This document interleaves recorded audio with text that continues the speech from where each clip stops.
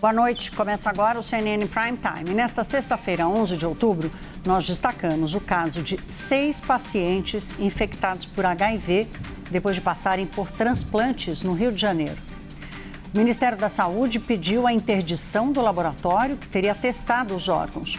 O governo do Rio investiga o caso e o Conselho Estadual de Medicina chama de falha inaceitável. O presidente Lula reforça o desejo de isentar de imposto de renda quem ganha até R$5 mil e diz que é uma questão de justiça. Mais um romeiro morre na Via Dutra, caminho do Santuário de Aparecida, aqui em São Paulo.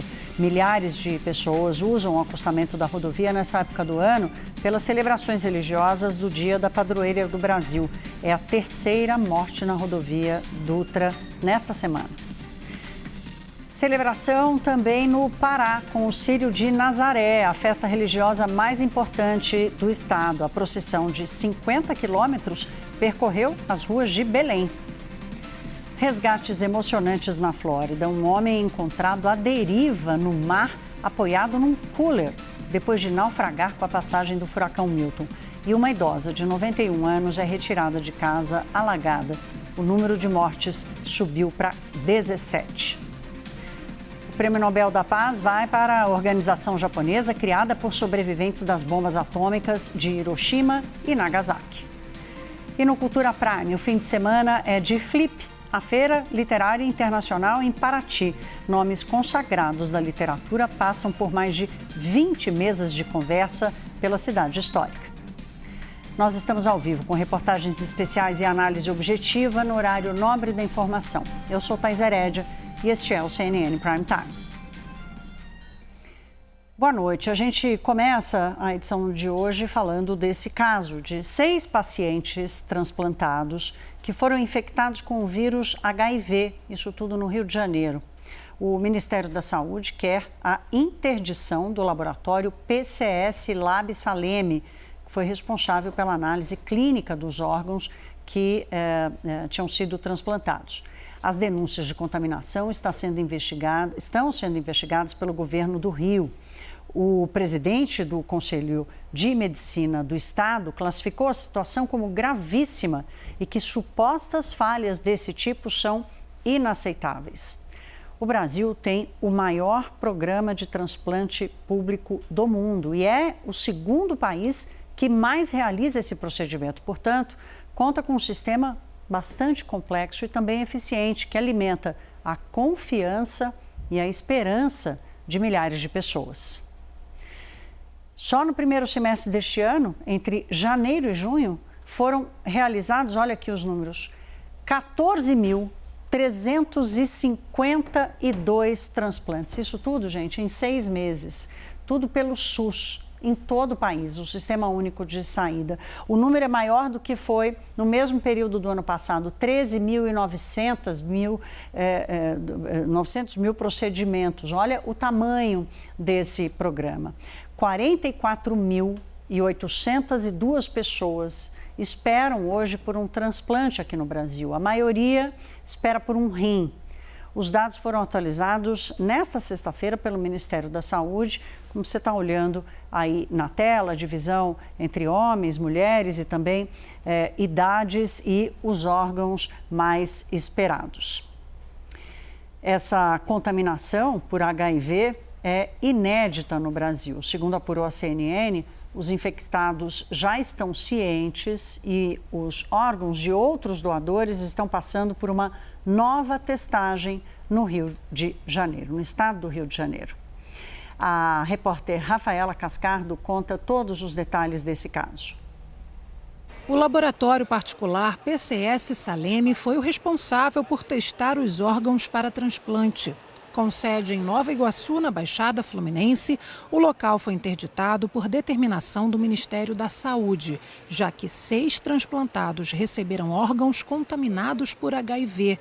O Ministério também exigiu que os exames voltem a ser feitos exclusivamente pelo Hemorrio. Os materiais de outros 288 doadores vão passar por novos testes para identificar possíveis novos casos. Prestaremos toda a assistência a essas pessoas e a seus familiares e temos o compromisso de garantir a segurança, a efetividade e a qualidade que são marcas indiscutíveis do Sistema Nacional de Transplantes do Brasil. Antes dos transplantes serem realizados, os exames de 2 doadores deram falso para o HIV. No entanto, após um dos receptores passar mal, o governo do estado identificou a doença em transplantados que esperaram na fila para receber os órgãos. O laboratório PCS Saleme foi contratado por 11 milhões de reais pela Fundação Saúde, sob a responsabilidade da Secretaria de Estado de Saúde do Rio. Há uma sindicância em curso, uma sindicância, 3 servidores públicos da Secretaria de Saúde, está apurando todos os detalhes, passo a passo, dessa ocorrência toda. O laboratório PCS tem como sócios parentes do deputado federal Dr. Luizinho, que era secretário estadual de Saúde do Rio até setembro do ano passado. O parlamentar saiu do cargo para se tornar líder do PP na Câmara. Em nota, ele afirmou que lamenta veementemente o ocorrido e deseja, ao fim das investigações, punição exemplar para os responsáveis por esses gravíssimos casos de contaminação. Luizinho ainda disse que, enquanto secretário de Estado de Saúde, manteve a mesma equipe do Programa Estadual de Transplantes da gestão anterior e jamais participou da contratação deste ou de qualquer outro laboratório. O laboratório se manifestou sobre o episódio. Em nota, informou que abriu sindicância interna para apurar o caso e que vai dar suporte médico e psicológico aos pacientes infectados com HIV. E que trata-se de um episódio sem precedentes na história da empresa, que atua no mercado desde 1969. É a primeira vez que pacientes são infectados após transplante no Brasil. Entre janeiro e junho deste ano, foram realizados mais de 14 mil transplantes pelo SUS em todo o país, um número superior ao do ano passado. Aqui no Rio, o caso é investigado pela Polícia Civil através da Delegacia do Consumidor. Os agentes estiveram na sede do laboratório nesta sexta-feira, mas o local já estava fechado. Novas diligências estão previstas para este sábado. O Conselho Regional de Medicina do Estado do Rio também investiga o caso.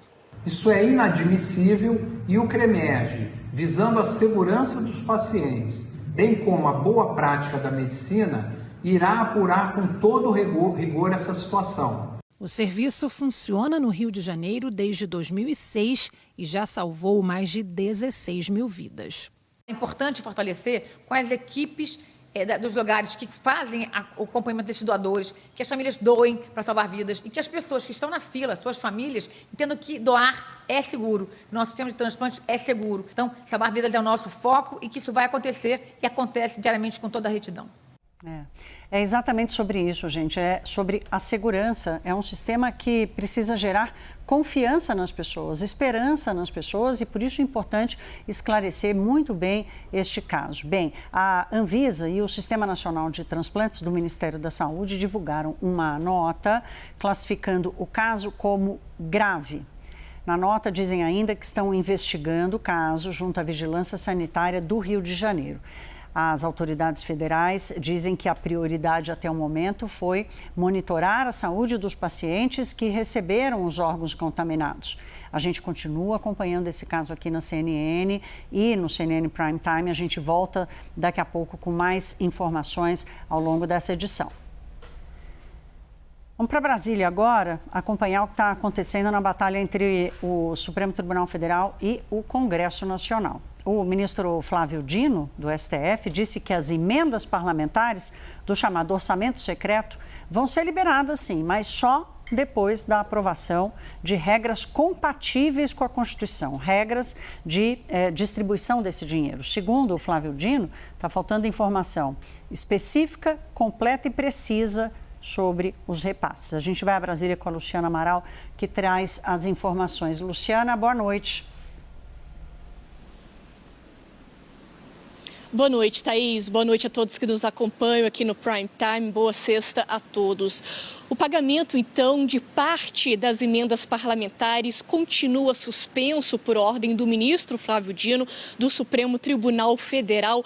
E isso a gente está falando especificamente das emendas de comissões do Congresso Nacional, assim como também as emendas definidas pelo relator do Orçamento Federal, normalmente um senador ou um deputado federal, que vão se alternando ano a ano. E essa decisão, ainda pela continuidade da suspensão, foi tomada mesmo depois de uma audiência de conciliação entre representantes do Congresso e do Executivo, ou seja, do governo federal. O ministro Flávio Dino avaliou que o Legislativo ainda não apresentou as informações específicas e completas para poder comprovar que realmente cumpriu a decisão do Supremo de acabar com o chamado orçamento secreto.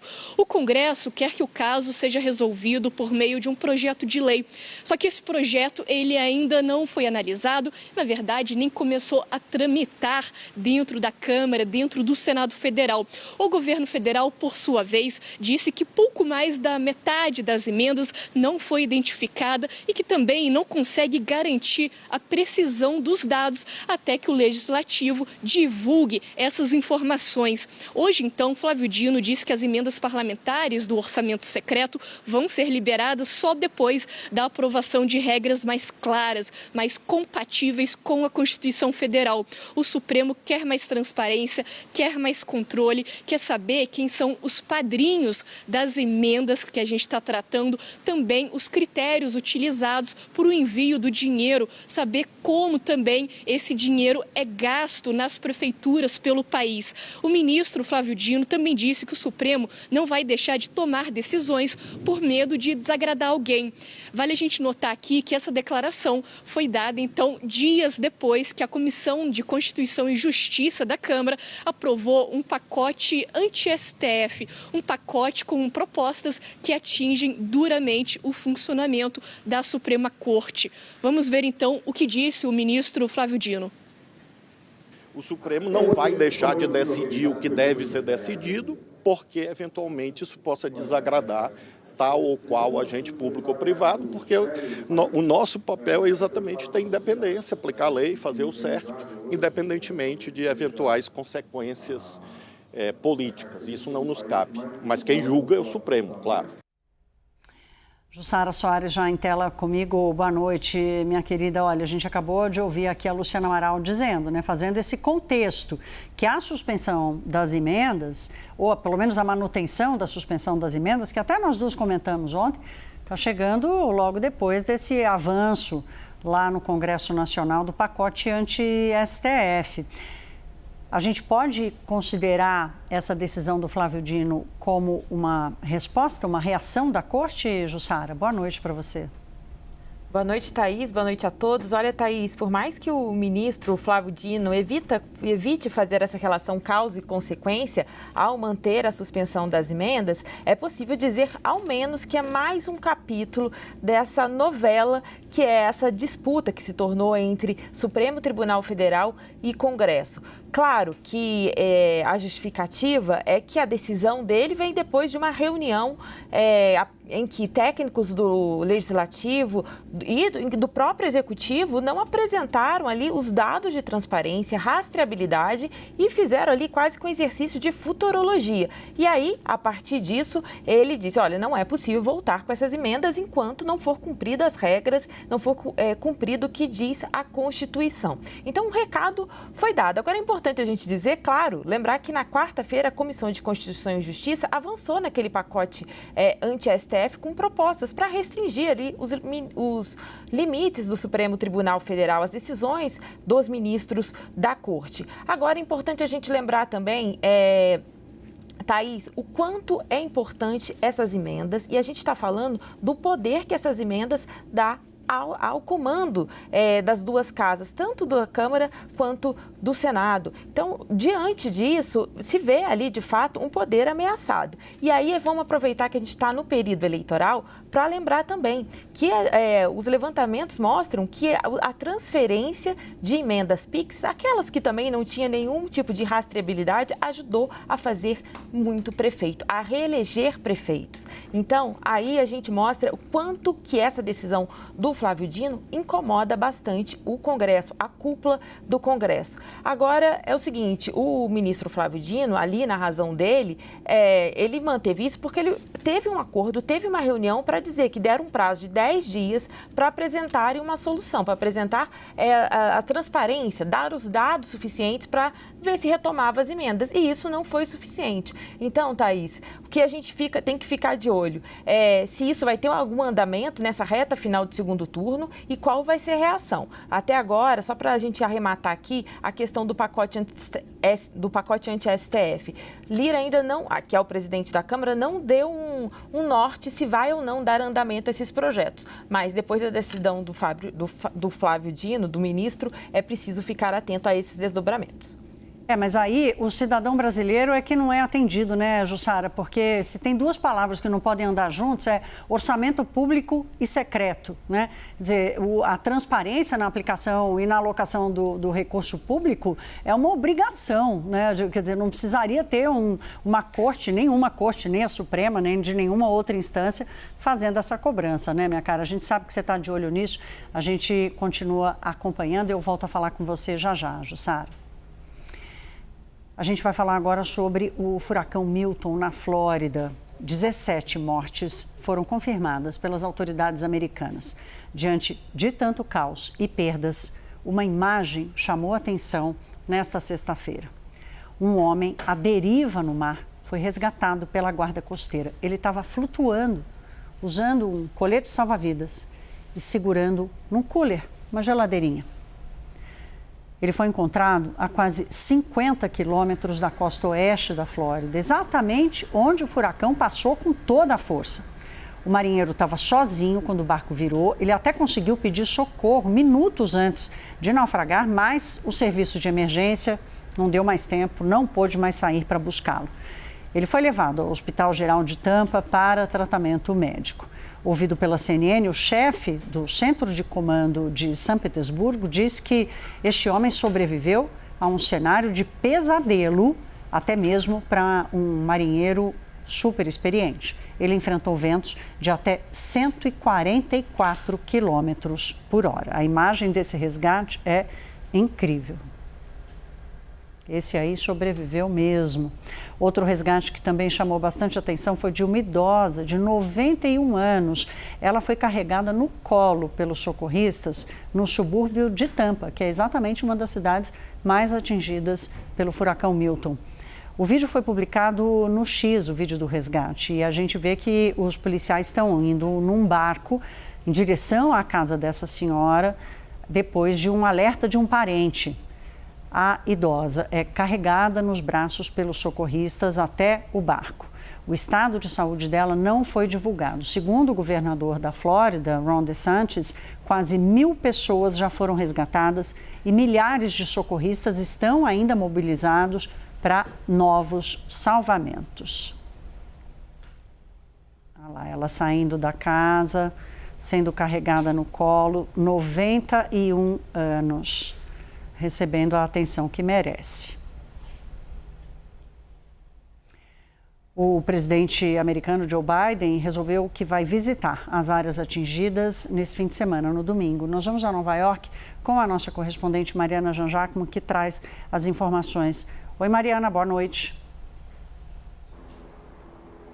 Oi, Thaís, boa noite a todos. Thaís, visita importantíssima, especialmente se a gente considerar que os Estados Unidos estão na reta final das eleições e Joe Biden está indo para a Flórida, que é governada por Ron DeSantis, um dos principais opositores de Joe Biden, né? Ele, Biden e Kamala já trocaram várias farpas. O próprio Ron DeSantis também fez pronunciamentos carregados de tom político agora sobre o furacão, falando muito sobre como a internet, como os abrigos tinham internet providenciada pela Starlink, que é de Elon Musk, né, um dos principais apoiadores de Donald Trump. Então, toda essa carga política certamente vai estar presente nessa viagem de Joe Biden, porque, claro, apesar de ele não ser mais candidato, a vice dele é, né, Kamala Harris. Então, Biden vai à Flórida no momento em que o estado está ainda analisando, né, entendendo qual exatamente o tamanho do estrago causado pela passagem do furacão Milton. Infelizmente, o número de mortes subiu para 17 e há ainda muitas pessoas com problemas, ruas alagadas, falta de energia elétrica, semáforos desligados, falta de combustível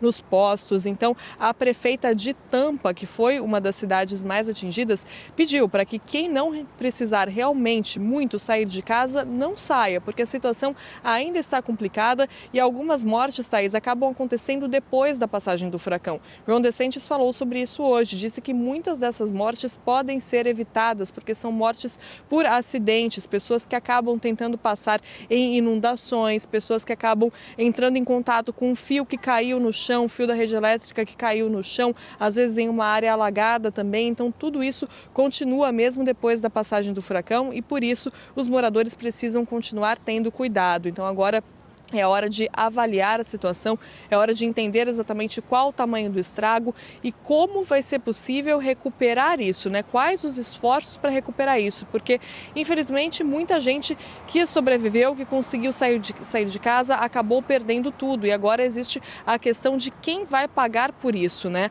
A FEMA, que é a Agência Federal de Gestão de Emergências, já disse que precisa de mais recursos. Gastou 9 bilhões de dólares em pouco mais de uma semana por causa da passagem dos dois furacões, do furacão Helene e do furacão Milton. Inclusive, a passagem do furacão Helene acabou tornando as condições do furacão Milton ainda piores, porque você tinha destroços na rua do outro furacão que podiam voar ali e se transformar quase que em mísseis, né, em objetos muito perigosos ali pela força do vento na passagem do furacão Milton. Então, imagina só, né, o impacto desses dois furacões agora na reconstrução dessas áreas atingidas. Então, Biden faz essa visita que é muito importante considerando essa reta final de eleições e a resposta do governo Biden-Harris a esse desastre será também importantíssima, pode ter um impacto muito grande na escolha dos eleitores para o dia 5 de novembro, o dia da votação aqui nos Estados Unidos. Thaís.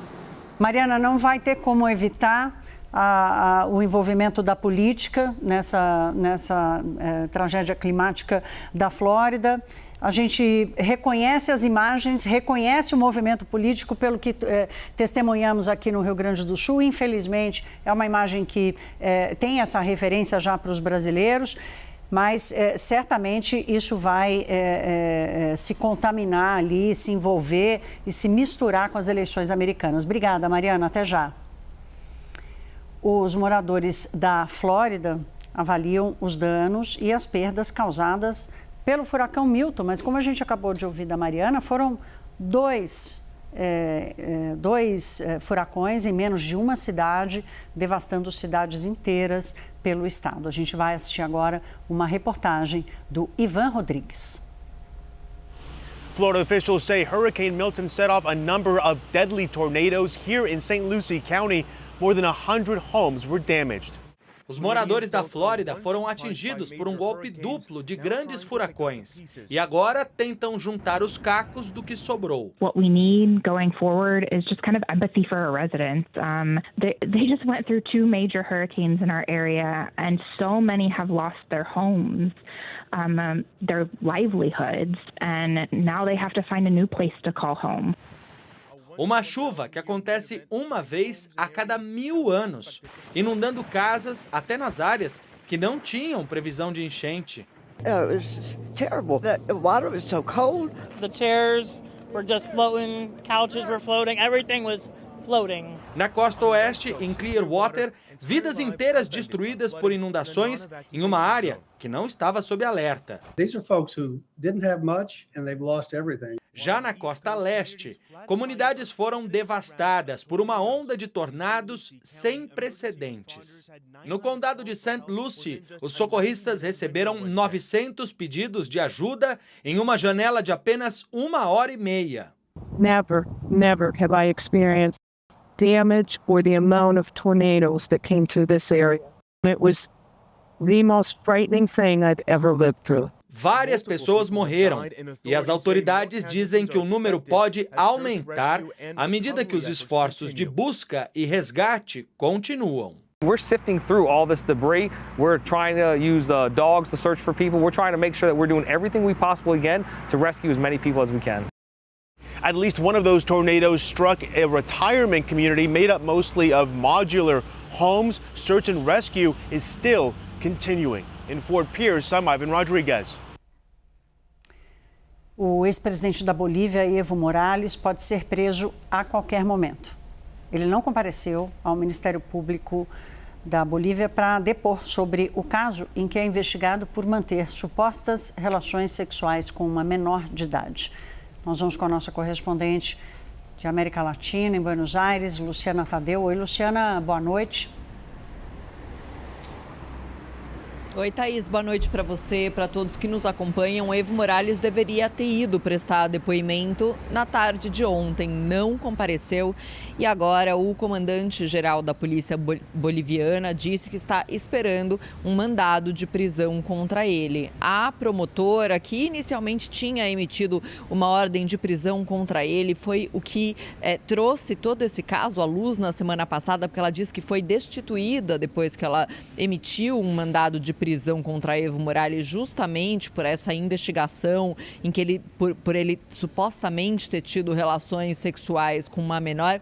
Ela diz que é o que corresponde, que se emita um mandado de prisão contra ele justamente porque ele não compareceu para depor conforme tinha sido intimado. E não somente o Evo, os pais dessa jovem, que teria 15 anos no momento em que supostamente se envolveu com Evo Morales, teria tido uma filha com ele. Esse é um dos pontos que estão sendo investigados, se existe uma certidão de nascimento em que Evo Morales foi registrado como pai dessa criança. Os pais dessa jovem também foram intimados para prestar depoimento, não compareceram e o pai da jovem acabou preso justamente por não ter ido. Então agora espera-se que em qualquer momento haja a emissão de um mandado de prisão e que Evo Morales possa sim acabar sendo punido por não ter comparecido. Ele que nega todas as acusações, está em um confronto aberto com o atual presidente Luiz Arce, que foi seu ministro no passado, um grande aliado, inclusive indicado, a candidatura de Arce indicada pelo próprio Evo Morales, porém, agora está num confronto aberto com ele, diz que essas acusações, que essa investigação está sendo por causa de uma perseguição política. Diz que desde que começou a promover diversas manifestações contra o governo, já foram abertos diversos processos contra ele. Diz que esse caso específico da jovem já tinha sido investigado em 2020, não encontraram nada contra ele e segundo o Evo Morales, não vão encontrar nada agora também, Thaís. Obrigada, Luciana. A gente faz o primeiro intervalo, daqui a pouco o presidente Lula volta a falar em taxar milionários para aumentar a faixa de isenção do imposto de renda. E mais, as mais de 2.000 plataformas de apostas online, as chamadas bets, estão sendo retiradas do ar a partir de hoje. O CNN Prime Time volta em instantes, eu espero você.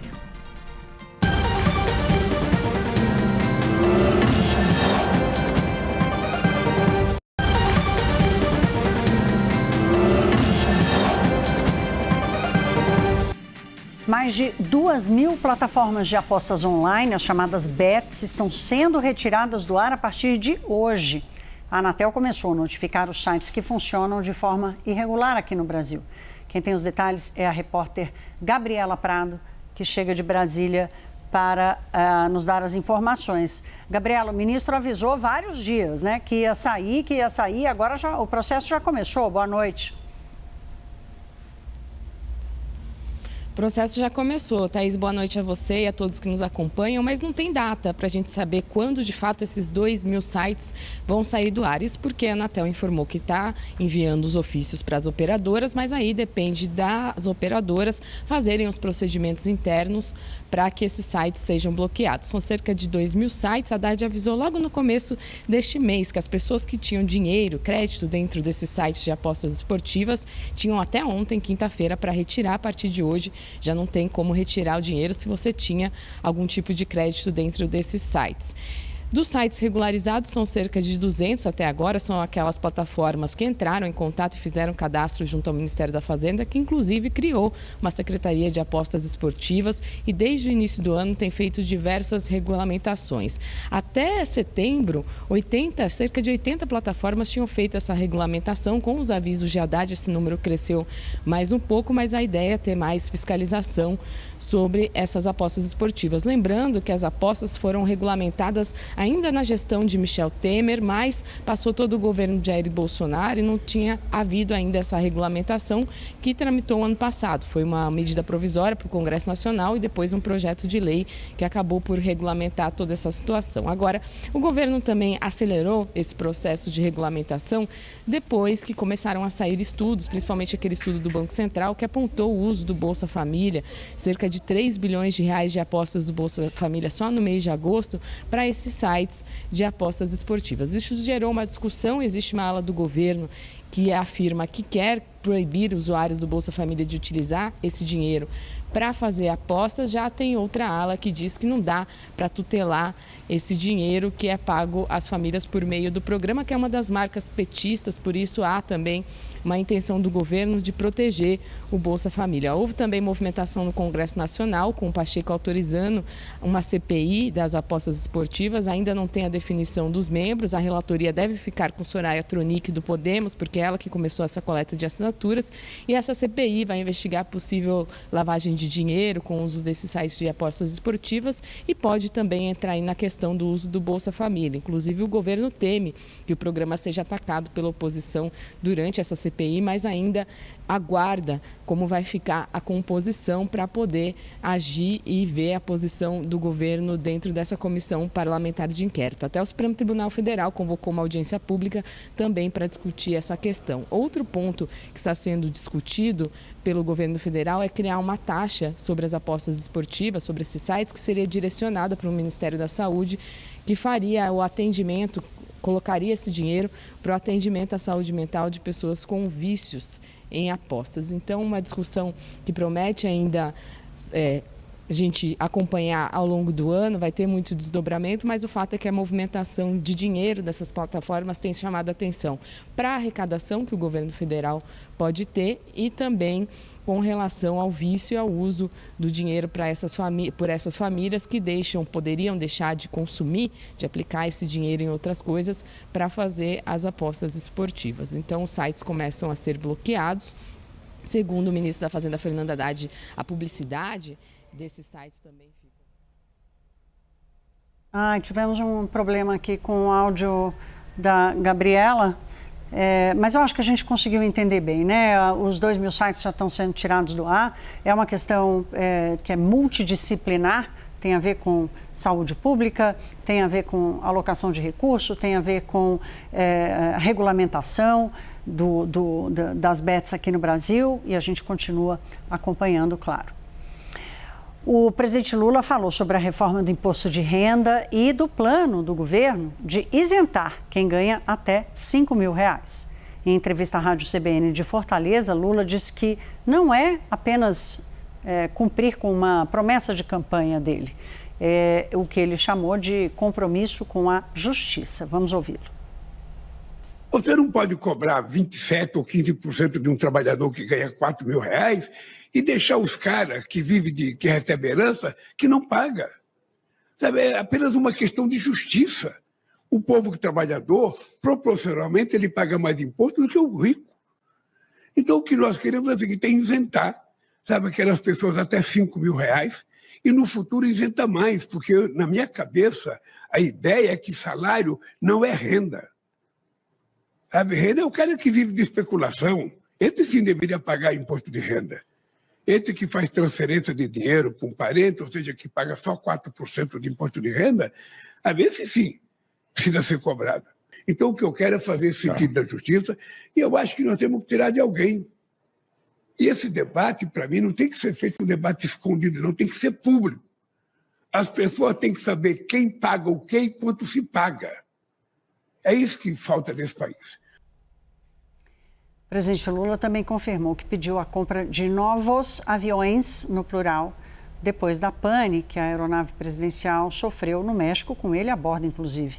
A entrevista, como a gente já disse, foi para a rádio CBN de Fortaleza. Vamos ouvir esse trecho sobre os aviões. Bom, o que aconteceu, de fato, é o seguinte: todo mundo teve tempo de repensar a sua vida. Ou seja, foram 4 horas e meia em que eu pensei muito o que eu tinha feito na vida, o que tinha para fazer, sabe? E você pensa como um ser humano, o que você cometeu de erro, o que você cometeu de acerto, se você passou pela terra como um cara bom, como um cara ruim, o que você fez de errado. Desse problema nós tiramos uma lição. Nós vamos comprar, sabe, não apenas um avião, mas é preciso comprar alguns aviões para que o Brasil, um país grande, com 8 milhões e meio de quilômetros quadrados, sabe, com todo 360 mil quilômetros de florestas, sabe, tropicais, com 8 mil quilômetros de fronteira marítima, 5 milhões e 500 mil quilômetros quadrados de água, que é sob a responsabilidade do Brasil, nós precisamos nos preparar. Não dá para a gente ser pego de surpresa. Então nós vamos nos preparar. Eu pedi para que o ministro da Defesa me fizesse uma proposta.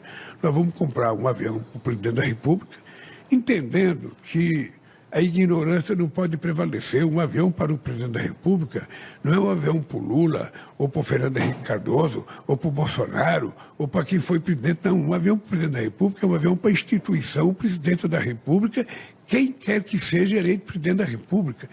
E nós vamos comprar, e vamos comprar alguns outros aviões, porque é preciso os ministros viajar.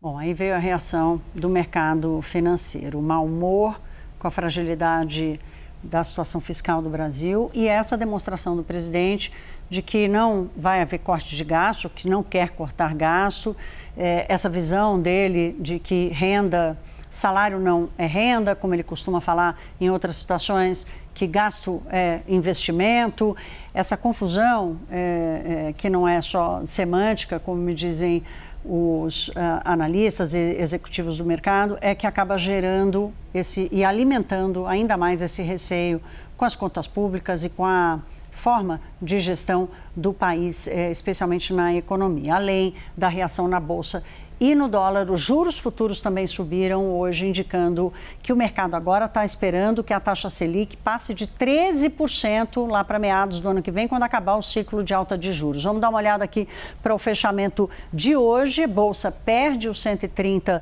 mil pontos, fechando com uma queda de 0,28%. Só não caiu mais porque Petrobras sumiu bastante, ela tem um peso relevante no índice. E o dólar fechou para cima, com essa alta de mais de 0,5%, chegou a bater durante o dia 5,65. Agora, o real foi uma das poucas moedas que perdeu contra o dólar nesta sexta-feira. Outras moedas emergentes tiveram um dia de valorização frente ao dólar. Não foi o que aconteceu, o que acaba evidenciando que é uma reação ao que está acontecendo mesmo aqui no Brasil. Vamos dar uma olhada como fechou a semana. Aí sim, o Ibovespa perdeu mais, 1,36%, e o dólar teve uma alta de quase 3%. Para fechar os dados sobre a atividade econômica do mês de agosto, o IBGE divulgou hoje o desempenho do setor de serviços. Foi de queda de 0,4%. Veio abaixo das expectativas, mas interrompeu o ritmo de 2 meses seguidos de crescimento do setor. A gente está olhando aqui para os dados. Esse é o último dado. Primeiro tivemos indústria e depois comércio, que demos ontem. Hoje vem o setor de serviços com uma queda de 0,4%, quase 2% de crescimento em 12 meses. E os economistas explicam que aqui não é para ficar preocupado achando que houve uma mudança de tendência no ritmo de crescimento, porque o IBGE explicou que houve uma mudança na série histórica com inclusão de outros dados e aí, portanto, pode ter comprometido o resultado, não pelo que está acontecendo na atividade, até porque a gente olha serviços prestados às famílias com uma alta de quase 1%. Então, o ritmo segue, talvez sim, numa desaceleração, mas ainda com crescimento. Hora do fato relevante, a parceria entre a CNN Brasil e o Neofeed. O bilionário Elon Musk apresentou os seus carros autônomos, chamados de robotáxis. Sem a necessidade de uma pessoa para dirigir, a Tesla espera começar a produzir estes veículos a partir de 2026. Assunto para Márcio Croen, editor do Neofeed. Daqui a 2 anos, Elon Musk quer ver os robotáxis autônomos da Tesla circulando pelas ruas. Musk parece excessivamente otimista com um veículo sem volante, acelerador ou pedais de freio. O Cybercab está sendo projetado pela Tesla especificamente para transportar passageiros sem a presença de um motorista a partir de 2026. O formato do carro é parecido com uma amêndoa e o design tem uma estética futurista, metálica e brilhante, típica da ficção científica.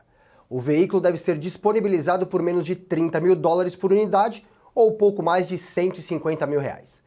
Desde que a Tesla anunciou o dia do robotáxi em 5 de abril, as ações da companhia acumulam alta de 45%. Musk afirma que esses carros autônomos e a inteligência artificial representam uma nova fase na história da companhia. Ele pode estar empolgado com o futuro dos carros autônomos, mas vai precisar convencer os investidores. Após a apresentação do Cybercab, a ação da Tesla negociou durante todo o dia na Bolsa de Valores, em queda de aproximadamente 7%. Esse foi o Fato Relevante, uma parceria entre a CNN Brasil e o Neofeed. Até o próximo.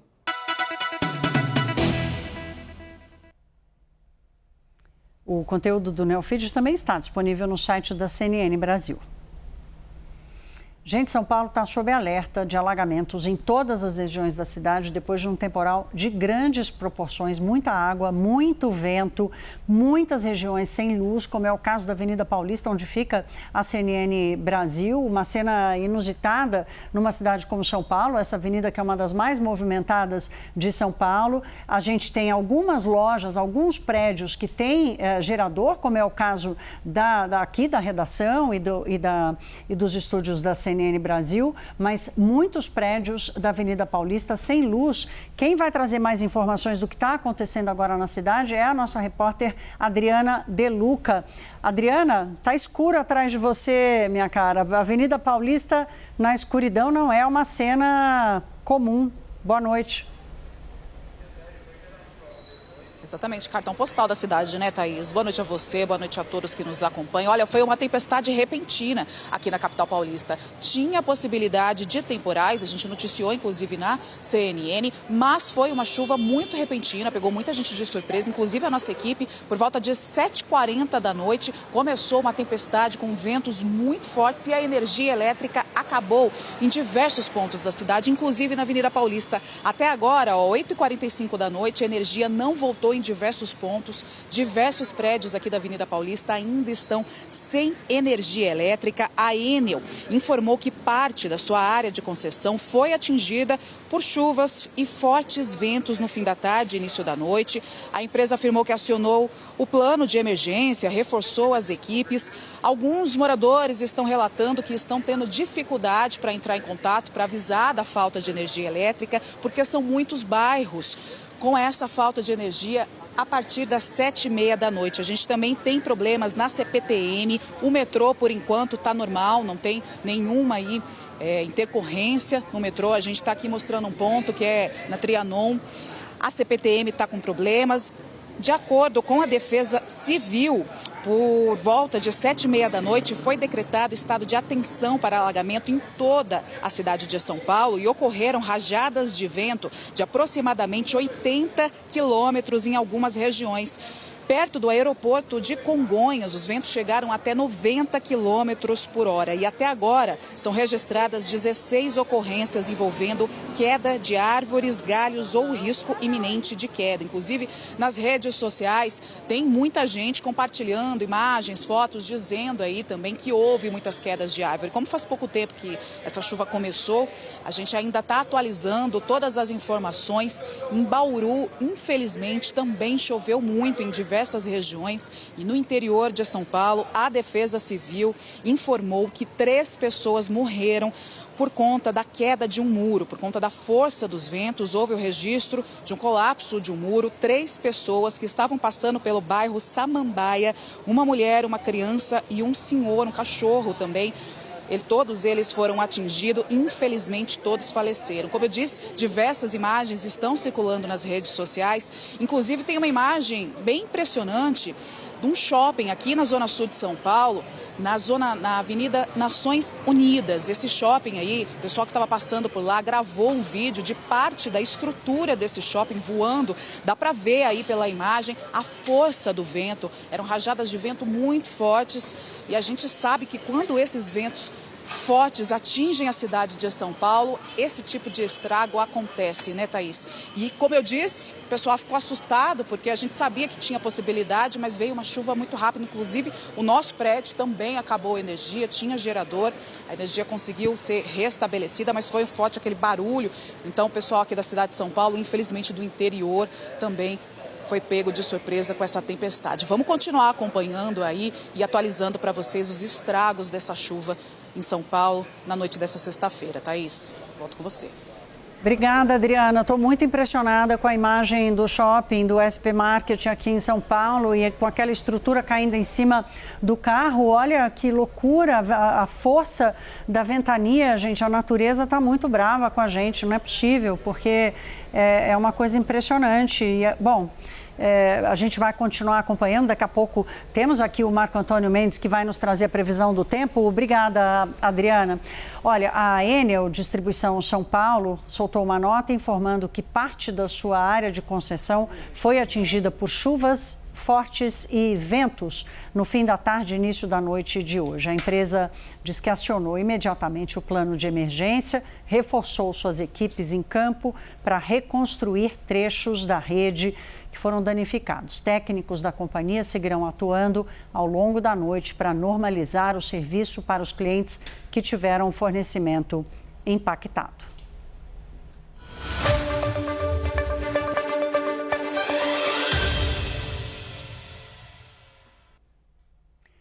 Promover uma mobilidade sustentável de baixo carbono é a proposta da Lei do Combustível do Futuro, que entrou em vigor esta semana. Para a indústria, é um passo importante para a transição energética e cria possibilidade para o desenvolvimento tecnológico do setor, além de atrair mais investimentos. A reportagem é de Pedro Zanata. 260 bilhões de reais. Essa é a cifra que o governo federal espera levantar em investimentos a partir da lei que cria o combustível do futuro. A expectativa é alta, principalmente para os setores do agronegócio e da cadeia de biocombustíveis.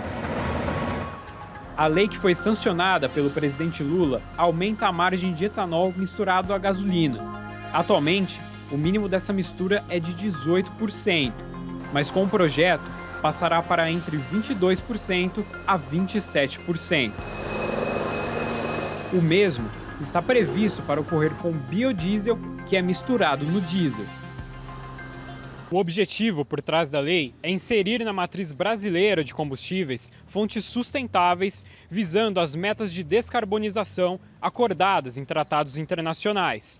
De acordo com o setor de açúcar, etanol e bioenergia, a medida é um marco para a mobilidade sustentável no país.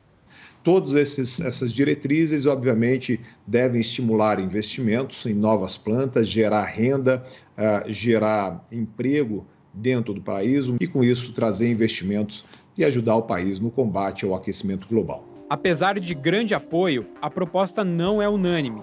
Em comunicado, a Confederação Nacional do Transporte diz que, a partir de certo teor, a presença de biodiesel na mistura poderia causar falhas mecânicas e diminuir a eficiência energética dos veículos. Apesar disso, o uso de fontes renováveis nos transportes tem aumentado. Em 2023, chegou a 22,5% contra 22% do ano anterior, segundo dados do Balanço Energético Nacional. Para a indústria, a medida auxilia na transição energética do setor, já que os biocombustíveis são considerados insumos estratégicos para todo esse processo. A lei ela cria um arcabouço em que a gente pode navegar, arcabouço legal, em que a gente pode navegar nas questões relacionadas a esses combustíveis, também metanol, também etanol de segunda e terceira geração, e assim vai. Então, ela dá as condições. Quando você dá as condições, você tem que partir então para os comos. Então, você tem que criar infraestrutura para isso, você tem que desenvolver pessoas, e essa questão de desenvolvimento de pessoas e infraestrutura vai gerar novas regulações. A lei desenvolve o caminho agora para o desenvolvimento tecnológico. Daqui a pouco, no próximo bloco, novas pesquisas eleitorais sobre o segundo turno das eleições municipais. E ainda morre mais um romeiro na rodovia Dutra, a caminho do Santuário Nacional de Aparecida. A gente volta em instantes.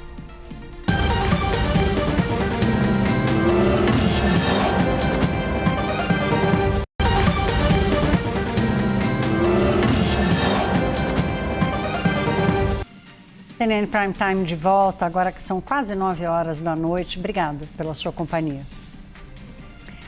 A gente volta a falar sobre o escândalo, não tem outro nome para chamar, dos transplantados que receberam órgãos contaminados com HIV no Rio de Janeiro. A gente vai mostrar para vocês agora como funciona o passo a passo para a realização de um transplante. Essas informações foram coletadas no site do Ministério da Saúde. Primeiro, é confirmada a morte encefálica dos pacientes. Em alguns casos, como de transplante de córnea, por exemplo, é possível que a morte seja por parada cardiorrespiratória, mas é uma operação muito delicada que nem sempre é fácil de fazer ou acontece. Bom, depois a equipe médica vai conversar com a família do paciente que teve a morte encefálica para saber se ele realmente pode doar os órgãos. O terceiro passo, portanto, com a autorização da família, é a investigação do histórico clínico do paciente, ou seja, se tem doenças crônicas como diabetes, por exemplo, infecções, até o uso de drogas injetáveis, porque isso sim pode inviabilizar a doação dos órgãos. E aí, por fim, vai para a análise laboratorial, que é onde faz todo tipo de testes para saber sangue e tudo mais, né? E foi exatamente nesse processo que teria acontecido o erro do laboratório do Rio de Janeiro. E a quinta etapa é a cirurgia, né? Encontrar aquele paciente que mais precisa e partir para a cirurgia. A gente vai conversar um pouco mais agora sobre esse processo de triagem dos doadores, da preparação dos transplantados. A gente recebe agora a infectologista Luana Araújo. Oi, Luana, boa noite. Que bom tê-la aqui conosco. Olá, Thaís. Muito obrigada por me receber. Boa noite a todo mundo.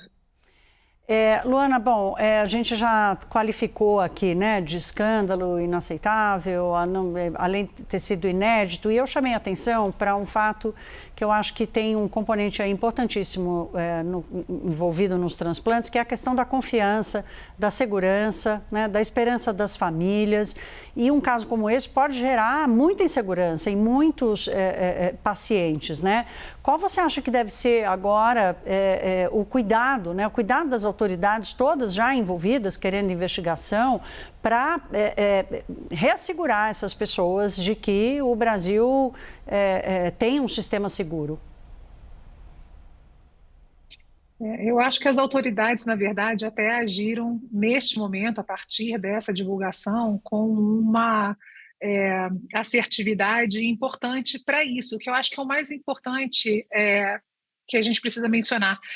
Este incidente, eu vou colocar isso dessa forma neste momento, ele é inédito, né? Nós temos o maior programa de transplante, o maior programa público de transplante do mundo, extremamente bem sucedido, e isso nunca aconteceu, exatamente porque há todo esse processo que você mencionou aí por alto, e que há essa triagem que é tão minuciosa, porque vejam, né, esses pacientes já são pacientes em estado de vulnerabilidade imensa. Então, é preciso que haja todo esse carinho e toda essa competência para lidar com essa circunstância. Então, este momento agora me parece muito mais um incidente pontual e criminoso do que uma falha do sistema propriamente dito. E eu entendo que, para quem veja de fora e conheça pouco esse processo, que isso chame atenção a um ponto que coloque o sistema todo em falha, né? Todo em questionamento, mas é importante dizer que não é isso, o sistema não está em questionamento, ele funciona muito bem, salvamos milhares de vidas todos os anos por conta disso, foi de fato um incidente específico, gravíssimo, e que a gente ainda precisa entender os seus desdobramentos, né? Porque existem muitos outros exames para serem executados nos próximos dias. A gente deu aqui no comecinho dessa edição, Luana, a gente deu que o número de transplantados esse ano passa de 14 mil, acima do que foi no ano passado. Quer dizer, o Brasil tem esse reconhecimento, tem gente, médicos do mundo inteiro, né, se referem ao Brasil como uma referência. Agora, toda vez que acontece um caso desse, também é hora de parar e rever processos, Luana? É sempre o momento de se rever tudo, né? O processo do transplante propriamente dito, isso que você mencionou, de novo, é extremamente bem sucedido e é por isso que somos referências para o mundo inteiro. Há sempre oportunidade de melhoria? Sempre, né? E é por isso que a gente tem que olhar para esses sistemas. Mas esta falha específica, eu acho que denota para a gente a importância da gente entender se determinados processos dentro desse fluxo podem ou não ser terceirizados dessa maneira. Né? Porque é isso que a gente está vendo. A gente está vendo um laboratório sem um compromisso adequado com a importância da função que executa para estes pacientes. A justificativa que eu ouvi ao longo do dia para a contratação desse laboratório era de que o Hemorrio, que era o órgão responsável no Rio de Janeiro por executar esses exames, não estaria dando conta, né? Não teria capacidade para lidar com essa quantidade de exames. Mas veja que situação que estamos agora. Lá está o Hemorrio executando 286 exames em 3, 4 dias em regime de plantão para poder dar respostas às pessoas, revendo esses casos que foram avaliados inicialmente por esse laboratório. Então, até que ponto essa economia, se é que ela aconteceu, era válida dentro desse critério? Será que não seria muito melhor que a gente investisse numa estrutura melhor do Hemorrio, que é uma instituição absolutamente condizente, né, com a responsabilidade de atuação condizente com a responsabilidade de um processo como esse? Então, neste sentido, eu acho que é importantíssimo, mas no sentido médico, veja, no sentido médico, o nosso processo, o nosso fluxo, ele é impecável. De novo, sempre pode ser revisto, mas ele é impecável e é por isso que um evento como esse ele é inédito. Acaba chamando a atenção, né, e preocupando. Por isso que eu te perguntei, a primeira pergunta foi sobre o temor da população, né? Quer dizer, já toda vez que acontece algum caso envolvendo transplante, sempre surge, muita gente não consegue nem entender, mas está aí, os números estão aí, mostrando mais de 14 mil transplantes em um semestre, mostra a força e a eficiência desse sistema no Brasil. Luana, para a gente terminar, do ponto de vista de quem recebe quem recebe os órgãos, né? Quer dizer, é uma vida que, a partir do transplante, é uma vida que precisa ser acompanhada de perto para sempre, independentemente de qualquer suspeita, né? Na verdade, essas pessoas já têm condições que as levaram para o transplante que já mereciam esse tipo de atenção, né? Depois do transplante, a atenção muda um pouco, porque aquela condição inicial talvez seja resolvida, mas ela passa aquela questão da imunossupressão que o paciente precisa ficar, né? A imunidade precisa cair para que não haja rejeição ao novo órgão.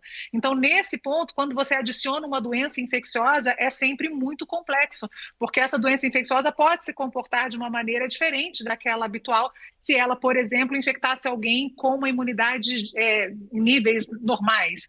Mas não são só essas pessoas que são afetadas, né, Thaís? A gente tem que lembrar, quando a gente fala de uma doença que é sexualmente transmissível, como é o HIV, enquanto essas pessoas não sabem o que está acontecendo com elas podem, inclusive, infectar outras pessoas, os seus parceiros, né? Então, assim, o impacto de uma situação como essa, ele vai além da questão da infecção dessas pessoas que precisam ser acolhidas pelo sistema agora mais do que nunca, mas as suas famílias, os seus parceiros, isso tudo precisa ter um olhar muito cuidadoso da gestão pública para que essas pessoas tenham, nesse momento agora, a melhor assistência que elas precisam. Até porque já há tratamento, né? Quer dizer, e certamente elas vão ser acolhidas para isso, mas não deixa de ser uma situação de risco, porque, como você disse, são pessoas que têm uma imunidade diferente. Luana, foi super bom te ouvir aqui para reassegurar essa eficiência, a segurança e a confiança do sistema brasileiro e entender os próximos passos para isso. Muito obrigada. A gente conversou com a Luana Araújo, que é infectologista. Obrigada, uma boa noite para você. Obrigada a vocês, à disposição, até.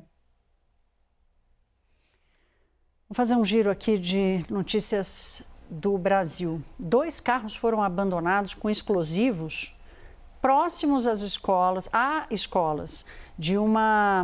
próximo a escolas e também a uma unidade de saúde na zona oeste do Rio de Janeiro.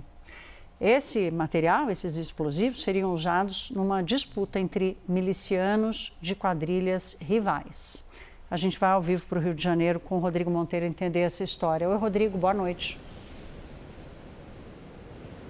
Boa noite, Thaís. Boa noite para você, boa noite para todos que estão com a gente aqui no CNN Prime Time. Esse caso ele aconteceu hoje de manhã no bairro de Santa Cruz, na zona oeste do Rio de Janeiro. Os dois carros, como você disse, eles estavam próximos ali a uma área residencial, a alguns prédios, escolas públicas, uma unidade de pronto atendimento, uma UPA. Eles estavam ali cheios de materiais explosivos. Entre esses itens tinha detonadores, granadas, tinha até vasilhames com líquidos inflamáveis. O esquadrão antibombas foi acionado, a Coordenadoria de Recursos Especiais da Polícia Civil. Por causa do trabalho dos agentes, por volta de 7 da manhã, toda a área foi isolada. A Polícia Civil conseguiu encontrar esses dois veículos. Segundo a própria investigação da polícia, a área, a localidade, que é conhecida como João 23, ela está numa disputa entre grupos rivais de milicianos. E na semana passada, inclusive, o líder de um desses grupos de milicianos, ele morreu. Então, o grupo rival teria colocado esses artefatos também para poder, de uma forma ali de retaliação contra os inimigos dessa área que está em constante disputa territorial, uma forma até deles poderem dominar esse território. Mas a Polícia Civil está de olho, tanto que está fazendo as investigações contra essas organizações criminosas, contra esses milicianos, e hoje conseguiu localizar esses dois veículos que estavam ali meio que abandonados, estacionados nessa área da localidade conhecida como João 23. As investigações elas continuam, já que a polícia está de olho nesses milicianos, nesses grupos criminosos aqui na cidade do Rio. Por sorte, ninguém ficou ferido. Thaís. Por sorte, Rodrigo? Já pensou que maluquice perto de uma escola, de uma unidade de saúde? Obrigada, meu caro. Boa noite.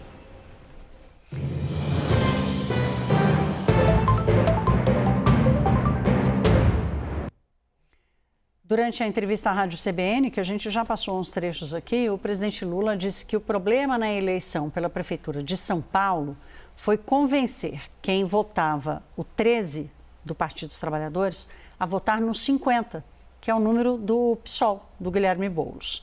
Vamos ver o trecho. Essa foi uma eleição, Josélio, que eu tive uma participação mais acanhada. Por quê? E eu tive por quê? Porque eu sou o presidente da República. Eu tenho uma base no Congresso Nacional muito ampla. Eu tenho vários partidos na minha base nacional que estão disputando eleições. Então eu falei, eu não vou, comprar uma briga numa cidade. Não vou embora dividido. E depois, quando chegar no Congresso Nacional, eu ter o pessoal virando adversário. O que nós precisamos é votar, pensar na nossa organização. O PT continua sendo o maior partido do Brasil. O PT continua sendo. Se você fizer uma pesquisa no Ceará e perguntar qual o partido da sua preferência, o PT vai aparecer com 25%, 26%, 30%. O segundo vai aparecer com 1% ou 2%. Então, o PT precisa transformar essa preferência eleitoral e essa simpatia que ele tem em voto, que eu recebo, mas que a gente não consegue receber nas prefeituras. Jussara Soares já de volta comigo. Jussara, errar o número da legenda do Guilherme Boulos, será que é mesmo o maior desafio dessas eleições? Olha, Thaís, foram quase 50 mil pessoas que, ao ir às urnas eletrônicas, apertaram 13, que é o número do PT, e não o número 50, que é o do candidato Guilherme Boulos, que é do PSOL. Claro, tem essa confusão, o PT sempre lançou candidato na capital paulista e dessa vez não lançou. Então, houve uma confusão. Mas dizer que todo o problema reside nisso, esse não é o maior desafio, claro, de Guilherme Boulos. A gente vê até a pesquisa Datafolha, vou me ater a ela, teve outras pesquisas, mas vou me ater ao Datafolha, mostram que a preocupação tem que ser muito maior do que ensinar as pessoas a votarem o número corretamente. A gente sabe que Guilherme Boulos tem uma rejeição maior do que o atual prefeito Ricardo Nunes e, importante, precisa vencer na periferia, por exemplo, na Zona Sul e na Zona Leste. Claro que ele precisa também fazer uma adaptação do próprio discurso, tentando, e ele já disse que vai fazer isso, incorporando propostas da candidata Tabata Amaral, do PSB, mas também de Pablo Marçal, que era o candidato do PRTB. Bem, É difícil, os resultados dessas pesquisas ontem não foram muito animadores para a campanha, mas é preciso, a campanha sabe do tamanho da dificuldade e o presidente Lula sabe também. Nessa mesma entrevista, o presidente Lula, ele disse que precisa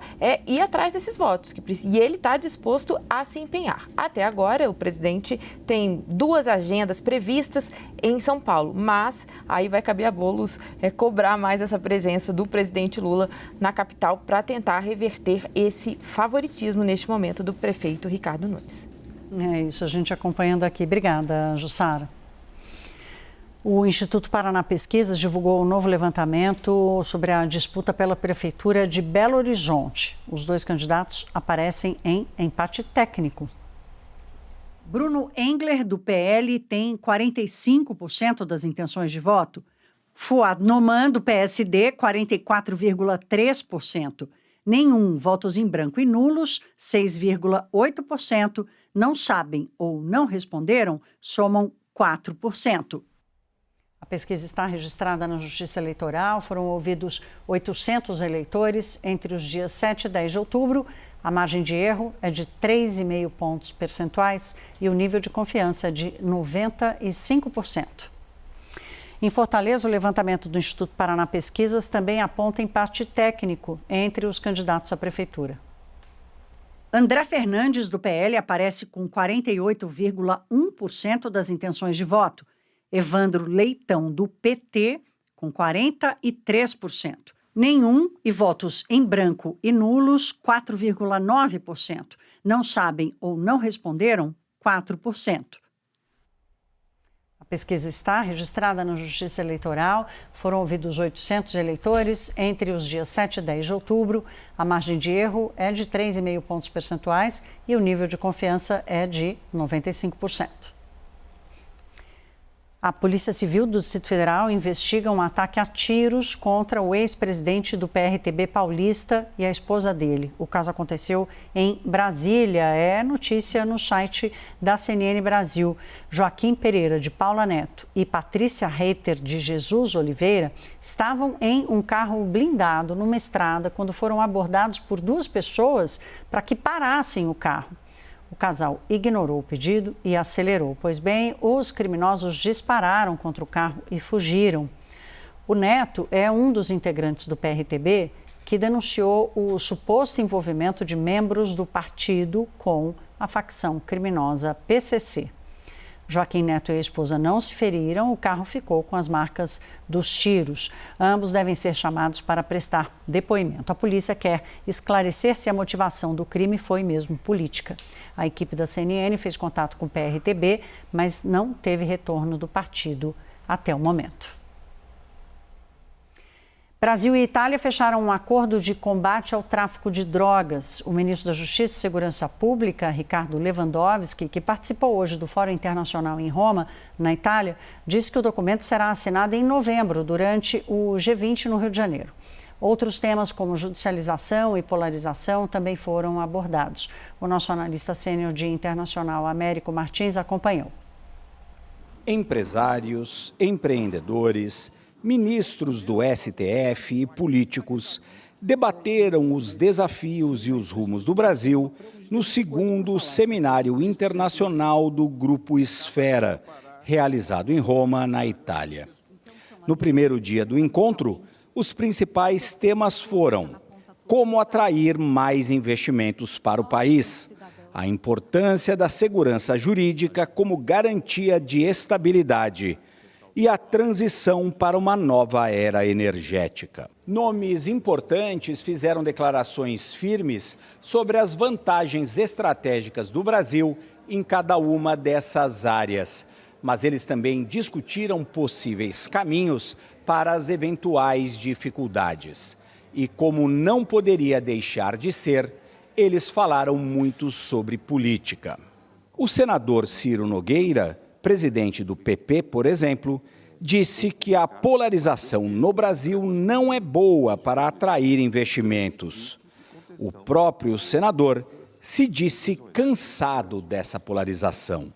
Temos uma sociedade, vocês viram que acabamos de sair de uma eleição em que a sociedade optou pelo centro, E eu espero que agora, a partir desse recado que veio das urnas, a gente passe a unificar nosso país, virar um pouco da paz dessa disputa, que até todos sabem da minha lealdade total ao ex-presidente, mas eu mesmo já estou cansado dessas disputas. O ministro do Supremo Tribunal Federal, Dias Toffoli, e o ministro da Justiça e Segurança Pública, Ricardo Lewandowski, debateram os problemas causados pelo grande número de processos judiciais no país.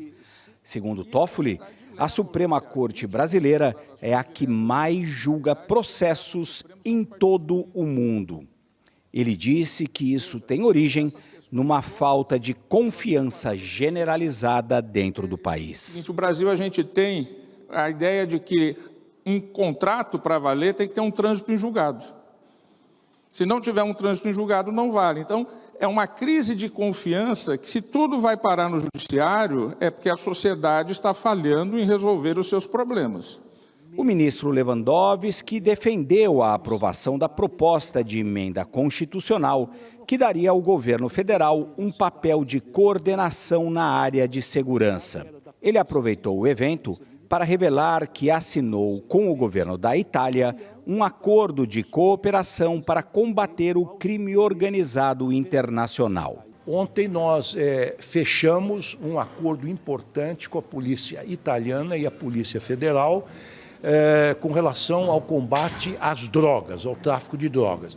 E esse memorando de entendimento, esse termo de acordo, será assinado no G20, no Rio de Janeiro, na presença da primeira-ministra Meloni. O segundo Fórum Internacional continua neste sábado, com debates sobre inovação, cooperação institucional entre países e poderes e sinergias para o futuro.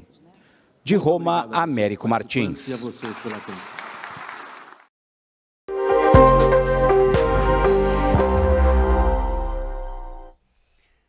Propostas sobre a igualdade de gênero e autonomia das mulheres serão levadas à cúpula de líderes do G20, que acontece nos dias 18 e 19 de novembro, no Rio de Janeiro. Nesse sentido, o governo do estado desenvolve projetos sobre o mercado de trabalho e que incentivam a mulher a abrir o próprio negócio. A reportagem é de Luca Janoni.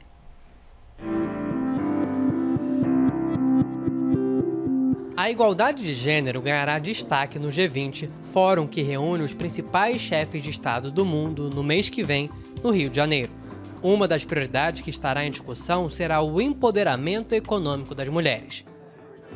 A desigualdade entre homens e mulheres consta no relatório da Organização das Nações Unidas, a ONU, que manifestou preocupação com o ritmo lento para a implementação de medidas que avancem no tema, o que pode atrasar em 300 anos essa conquista. Incluir as mulheres no mercado de trabalho já não basta. Projetos têm incentivado elas na direção do empreendedorismo. Um deles é o Elo de Liderança do Governo Estadual do Rio de Janeiro, que forma líderes e gestoras, estimulando a capacidade técnica, social e emocional delas. Mas quem já tem uma empresa vai encontrar no Empreenda Mais Mulher informações como oportunidades de novos negócios e de linhas de crédito oferecidas pelo mercado. Mais de 1.200 empreendedoras passaram pelo projeto em pouco mais de um ano. Principalmente com o objetivo de que empresas âncoras consigam comprar das empreendedoras, né? E ter acesso ao dinheiro, à independência financeira, à autonomia econômica e principalmente a liberdade para tomar suas próprias decisões é fundamental nessa construção. Outras iniciativas beneficiam quem está em situação de vulnerabilidade. O Mulheres 1000 oferece cursos profissionalizantes para pessoas que cumprem penas em presídios no estado fluminense.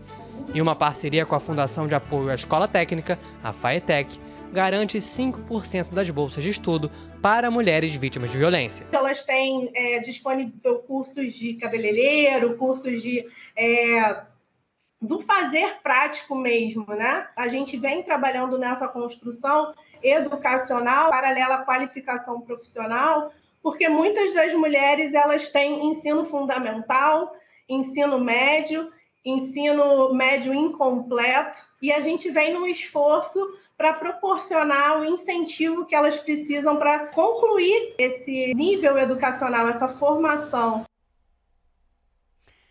Vamos para mais um intervalo, daqui a pouquinho a gente vai ver a previsão do tempo para todo o país. O fim de semana deve ser de chuva em boa parte do Brasil. E mais, nos Estados Unidos, uma nova pesquisa mostra o cenário da corrida eleitoral nos estados decisivos. CNN Prime Time volta já.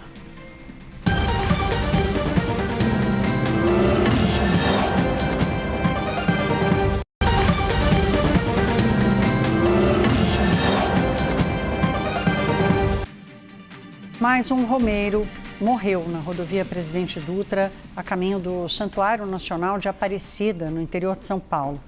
Ele tinha 76 anos e viajava de bicicleta. Esse foi o terceiro acidente fatal envolvendo romeiros só nesta semana.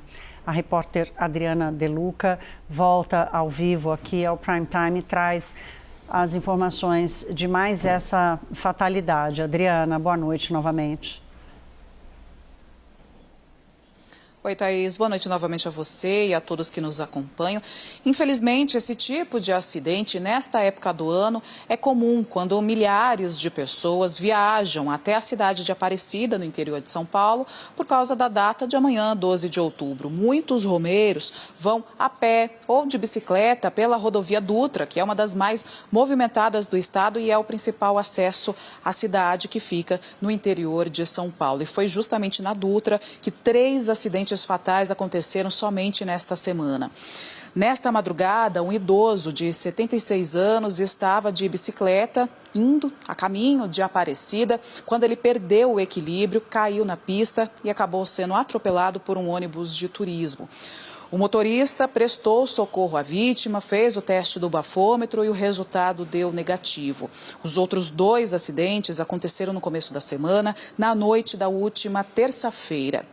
O primeiro acidente aconteceu com um grupo de romeiros. 3 pessoas também foram atropeladas quando estavam no acostamento por um ônibus de turismo. 2 pessoas tiveram ferimentos leves e um homem de 51 anos, infelizmente, também não resistiu aos ferimentos. Na mesma noite, um idoso de 65 anos caminhava à noite, por volta de 11 horas da noite, sozinho, também na rodovia Dutra, quando foi atropelado e também, infelizmente, não resistiu aos ferimentos. No caso desse idoso de 65 anos, de acordo com a Polícia Rodoviária Federal, ele usava roupas escuras, era noite, o que pode ter contribuído para o acidente. A PRF recomenda que os romeiros usem roupas coloridas, claras, coletes refletivos, lanternas durante a noite, mas a recomendação é para não fazer a romaria durante o período da noite, justamente por conta do alto risco de acidentes, que, como eu disse, infelizmente acontece com frequência essa época do ano. Então, tem que tomar cuidado, né, Thaís? Volto com você. Sim, Adriana, obrigada. Realmente é triste, acontece todo ano, mas a gente reforça sempre o cuidado. Olha, nessa sexta-feira aconteceu uma das mais longas procissões de uma das maiores manifestações religiosas do Brasil, o Círio de Nazaré. Essa é a festividade que acontece na capital do Pará, em Belém, e isso há séculos, como um ato de devoção à Nossa Senhora de Nazaré, que é um dos nomes da Mãe de Jesus Cristo no catolicismo. A manifestação religiosa é marcada por longas caminhadas com a imagem de Nossa Senhora, que teria sido encontrada às margens de um rio há mais de 200 anos, o que acabou dando origem a essa tradição do Círio. Hoje, os fiéis de todo o Brasil percorreram mais de 52 quilômetros em 10 horas de caminhada. Uma das romarias mais aguardadas vai acontecer amanhã, no sábado, quando os cristãos navegam na Baía do Guajará e a imagem visita os ribeirinhos da região. A procissão oficial e também a maior da festividade acontece no domingo. O presidente Lula deve participar do evento na capital paraense. Depois de meses de uma estiagem severa, grande parte do Brasil começa a passar por uma virada no tempo. As chuvas estão voltando para as regiões que estavam muito secas, mas a situação ainda é preocupante. Vamos conversar com Marco Antônio Mendes. Marco, boa noite. A gente deu notícias agora há pouco que aqui em São Paulo a chuva caiu com tudo, né? Imagens de ventos fortíssimos. Como é que está essa previsão de chuva, intensidade? Boa noite. Oi, Thaís, boa noite para você. Boa noite para você que acompanha a gente também. Pois é, essa chuva praticamente ela estava prevista, né? Ela veio com uma intensidade muito forte, com um volume de chuva muito pesado, ventos também bem intensos, mas a previsão é que essa situação melhore no decorrer de amanhã de manhã, Thaís. O Centro de Gerenciamento de Emergências Climáticas da capital de São Paulo chegou a colocar toda a cidade em estado de atenção nessa noite, mas agora a situação está mais controlada. A energia elétrica até acabou em alguns bairros, inclusive na Avenida Paulista. A situação afetou trens, o metrô, tem ocorrência de quedas de árvores pela cidade e vários pontos ficaram alagados. E o mais impressionante, veja essas imagens, as rajadas de vento chegaram a 90 km por hora em algumas regiões e choveu mais de 30 milímetros em 1 hora. Isso aí é um volume muito extremo para um pequeno espaço de tempo, né? Bom, e essa é uma semana em que grande parte do país vem registrando a volta das chuvas depois de meses de estiagem, né?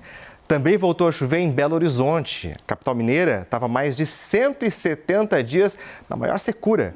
A chuva que começou fraca foi se intensificando e chegou a causar alguns transtornos. Várias ruas ficaram alagadas. Alívio também em Cuiabá, a capital de Mato Grosso vinha não só passando assim por uma longa estiagem desde praticamente o começo do ano, né? Mas também por muito calor. Você lembra? Recordes que passaram aí dos 40 graus. Agora, em Brasília, a chuva forte gerou um vazamento no teto da Câmara dos Deputados. Foi tipo aí uma cascata que jorrou, invadindo o plenário e as comissões. A Câmara informou que o vazamento foi causado por um entupimento na descida da água da cobertura da casa, né, e que o cano já foi desobstruído. Em Santa Catarina, os temporais também vieram fortes. Aliás, tem chovido muito desde a metade da semana no estado, né? E várias cidades sofrem com alagamentos e deslizamentos. Moradores da cidade de Barra Velha chegaram a ser levados para abrigos da prefeitura. E como eu falei, então, a gente está só entrando nessa fase mais úmida, né? Importante lembrar que as chuvas que estão chegando, mas elas estão atrasadas em relação a anos anteriores. E esse aqui, então, é o mapa de chuva acumulada nesses últimos 5 dias. As áreas mais escuras mostram justamente as regiões em que choveu um pouco mais nesse último período. E veja, principalmente essa chuva fica concentrada nos estados da região sul e em algumas áreas bem pontuais também da região norte do país. A chuva aqui na Amazônia, ela ainda não está generalizada. No sudeste e no centro-oeste, então, tem chovido muito pouco, geralmente aquelas pancadas assim mais isoladas, né? E isso acaba preocupando, porque o ideal é que a chuva caia de forma assim um pouco mais regular, a ponto de poder trazer umidade para o solo de novo, né? Ajudando na recuperação de rios, reservatórios, né, Thaís? E também para essa questão de poder ajudar na agricultura. Está começando aí também um novo período, né, de plantação, e é importante também para a agricultura esse período, né? Claro, e a chuva estava sendo super esperada também para os reservatórios de água das hidrelétricas, né? Há um alerta aí sobre a geração de energia no Brasil. Agora, como eu disse há pouco, a natureza está brava com a gente, né? E só manda casos extremos. Agora, o que a gente pode esperar para a semana, Marco? Para esse fim de semana a gente vai ter ainda muita chuva praticamente generalizada pelo país. Acho bom, estou de plantão, que chova. Eu vou estar em casa, vou estar descansando, viu? Gente, tem uma frente fria de característica continental se organizando pelo país. Vamos dar uma olhadinha então nessas imagens de satélite que a gente vê por aqui. Olha, tem muita nebulosidade sobre o Brasil nesse momento, né? E isso aqui ajuda a reforçar a permanência das nuvens carregadas, o que pode então provocar chuva em grande parte do centro-sul do país nesse fim de semana.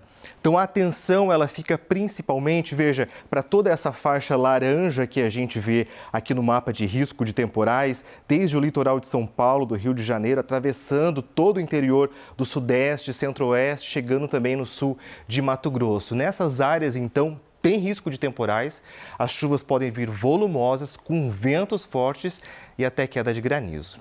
A chuva pode vir forte em Belo Horizonte e Brasília. Agora, no Rio de Janeiro e em São Paulo estão previstas algumas pancadas, mas para o comecinho do dia, depois esse tempo melhora. E o sábado deve ficar bem abafado em todas essas cidades, temperaturas aqui beirando os 30 graus em todas essas capitais agora também. Vamos ver como é que fica então o restante do país. Na região sul do país, então, a condição é de pancada na metade norte do Rio Grande do Sul, e no oeste e no litoral de Santa Catarina, e também no litoral e também no nordeste do Paraná.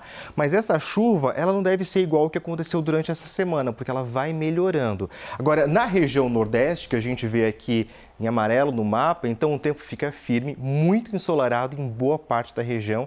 Alguma chuva rápida pode cair no litoral de Pernambuco, Paraíba e também no Rio Grande do Norte, Thaís. Ah, que bom. Eu falo brincando assim, mas lembrando que prejudica tanta gente, né, Marquinho, que a gente tem que ficar atento ao volume. Obrigada, boa noite para você, bom fim de semana. Boa noite, Thaís. Até mais, bom fim de semana. Tem mais? Ixi, eu ia me despedir de você. Feriado, eu tô que nem o Márcio Gomes. Vamos falar do feriado, então. Eu tô que nem o Márcio Gomes, que me dispensa antes da minha hora de ir embora. Vamos falar do feriado, porque tem muita gente que vai aproveitar esse sábado, principalmente para se dedicar à fé, para se dedicar às tradições. A gente selecionou algumas cidades, gente, porque vai acontecer o feriado de Nossa Senhora Aparecida, né? E aí muita gente está querendo agradecer com um tempo bom em alguns desses lugares.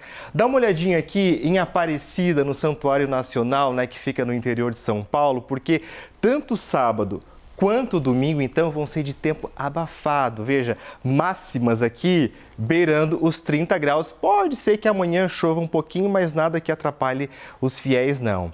Agora vamos para Belém, onde acontece o famoso Círio de Nazaré, né? Tão tradicional há mais de 200 anos. O calor, gente, vai ser intenso. Temperaturas ficando aqui na casa dos 36 amanhã, 35 graus no domingo também, e não tem previsão de chuva. Aí no meio desse calor todo, não deixa de se hidratar, né? Agora, tradição também no sul do país, começa nesse fim de semana, então, a Oktoberfest em Blumenau, em Santa Catarina, com aqueles desfiles nas ruas, muita gente se divertindo. Aí, nesses últimos dias, gente, choveu muito, mas o tempo tende a melhorar ainda. Pode chover um pouquinho amanhã, cerca de 2,5 milímetros de chuva. Amanhã, no domingo, não chove mais, e as temperaturas ficam assim um pouco mais amenas, ficam bem agradáveis para que as pessoas possam se divertir bastante, Thaís, seja para quem vai, né, agradecer. Agora, eu vi que você não veio para cá, eu falei, gente, que tá ficando lá?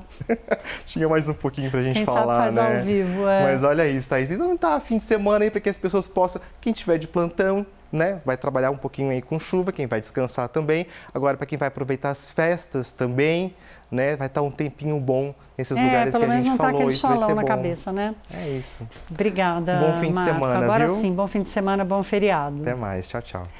Agora, olha como é que as coisas estão acontecendo no mundo inteiro. Os moradores de Paris, capital da França, precisaram sair de casa depois das ruas da cidade ficarem alagadas. As equipes de resgate usaram barcos infláveis no salvamento. As autoridades francesas permanecem em alerta vermelho para mais inundações. Mais de 30 áreas da capital foram notificadas sobre o perigo. As chuvas intensas vieram depois da tempestade Kirk ter passado pela Europa. O vice-premier e o ministro das Relações Exteriores... não, agora vamos mudar de assunto. O vice-premier e o ministro das Relações Exteriores da Itália, Antonio Tajani, esteve no Brasil para um encontro com autoridades e empresários brasileiros. Em entrevista à CNN, Tajani disse que apoia a finalização do acordo entre o Mercosul e a União Europeia. O vice-premier também explicou como essas negociações são difíceis, o que atrasa a conclusão do pacto comercial. Noi siamo favorevoli a concludere l'accordo, ma come sapete sono accordi sempre molto complicati. Io ho chiuso tanti accordi quando ero vicepresidente della Commissione Europea, poi nei dettagli ci si ferma. Mi ricordo una volta si parlava della produzione di magliette in Sud America, quante se ne potevano produrre, quante poi facevano concorrenza a quelle europee. Tante volte ci si sofferma su alcuni settori che poi bloccano tutto l'accordo, ma io credo che si debba andare avanti e procedere. L'Italia vuole concludere l'accordo Mercosur, fermo restando che poi la decisione della Unione Europea, credo che si possa trovare un accordo che sia utile sia a questa parte dove siamo oggi del mondo e quella che sta dall'altra parte dell'oceano, da dove vengo io. O vice-premier italiano, Antonio Tajani, também falou sobre a possível reforma para evitar fraudes na Comissão da Cidadania italiana. Vamos ver. In Italia si sta parlando, c'è un dibattito anche politico sulla cittadinanza e vogliamo soltanto che si faccia un lavoro serio. Se vuoi essere veramente cittadino italiano, devi dimostrare di essere cittadino italiano. Purtroppo ci sono molti che fanno finta di voler essere italiani perché vogliono un passaporto magari per andare negli Stati Uniti senza visto, entrare nell'Unione Europea senza il visto Schengen, e questo non va bene. Non vogliamo né allargare né restringere, vogliamo soltanto fare le cose seriamente. Abbiamo fatto delle scoperte, per esempio, che c'erano delle persone, non in Brasile, in altri paesi, che erano degli attivisti di Hezbollah e hanno fatto finta, grazie a un imbroglio, di avere un antenato italiano e siamo stati costretti a bloccare tutto perché non erano veri italiani. Ecco, noi vogliamo che chi vuole essere italiano, ma è anche brasiliano, ama l'Italia, è giusto che abbia la cittadinanza. Se è soltanto un modo per avere un passaporto non è giusto, perché dobbiamo sempre privilegiare quelli che si sentono italiani. Ci si può sentire anche nello stesso momento brasiliani e italiani, però chi vuole fare un imbroglio non va bene. Per questo noi siamo per dare serietà allo strumento della cittadinanza. Diventare cittadino italiano è una cosa importante. Quindi vogliamo soltanto dare delle buone regole e evitare gli imbrogli, tutto qua.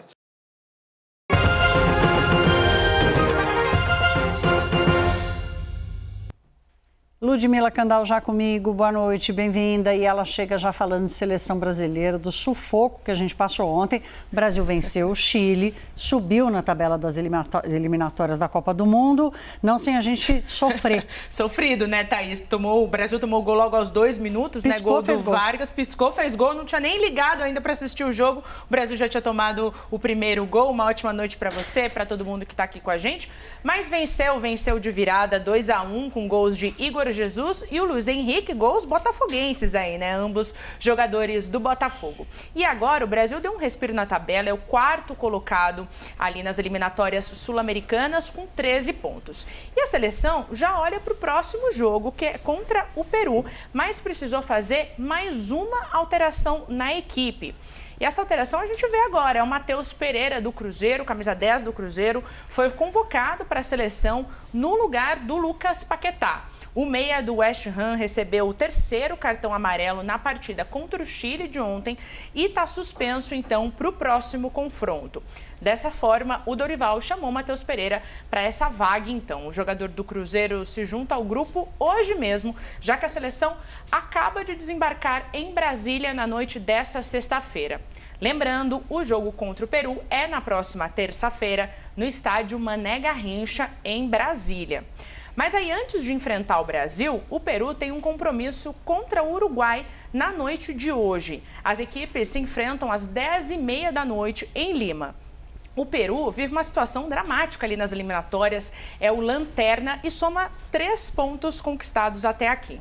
Já o Uruguai é o 3º colocado, né? Vem depois de Argentina e Colômbia e tem 15 pontos. E aí, quando esse confronto acontece em terras peruanas, costuma ser bem equilibrado e a gente vê os números agora.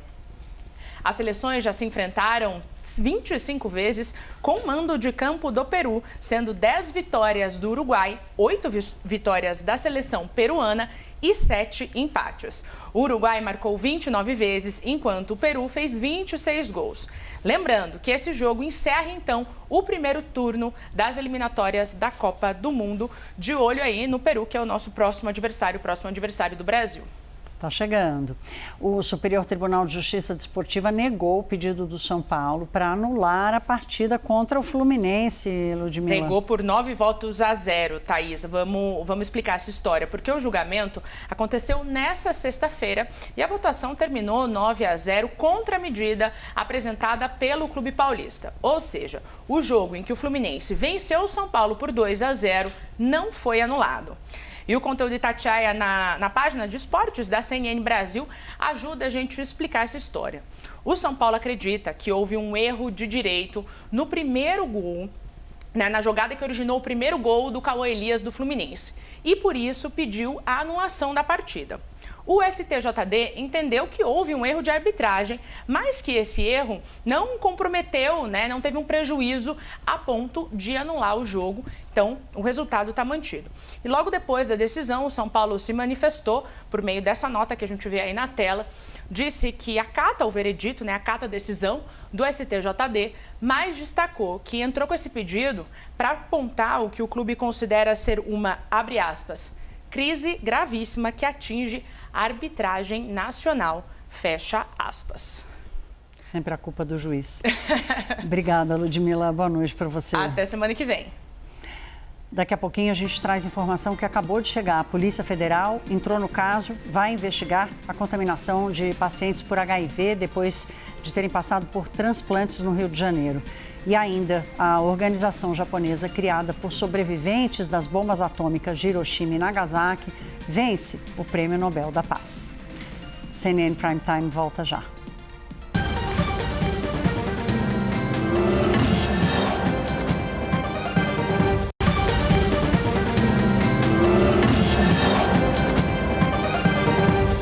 A gente volta com uma notícia que acaba de chegar. A Polícia Federal entrou na investigação dos casos de infecção de pacientes por HIV depois de passarem por transplantes no Rio de Janeiro. Além da Polícia Federal, o caso também é investigado pelo Ministério da Saúde, Ministério Público do Rio, Polícia Civil e Conselho Regional de Medicina do Estado, o CEMERGE. Pelo menos 6 pacientes foram contaminados com HIV depois da realização dos transplantes. O laboratório responsável por testar os órgãos foi interditado pelo Ministério da Saúde.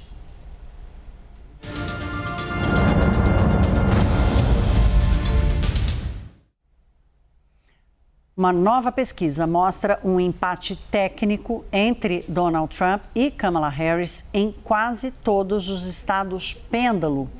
O levantamento do Wall Street Journal leva em consideração aqueles estados que não são tradicionalmente nem democratas nem republicanos, que são esses que são os decisivos para a corrida eleitoral americana.